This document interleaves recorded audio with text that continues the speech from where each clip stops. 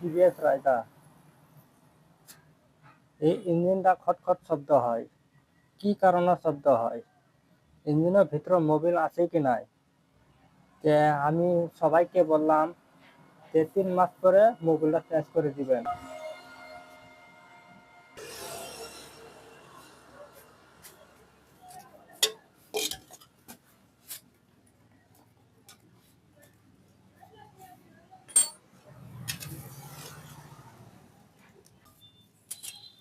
এই যে দেখেন, মোবিলই নাই, কালা কুচকুচা হয়ে গেছে।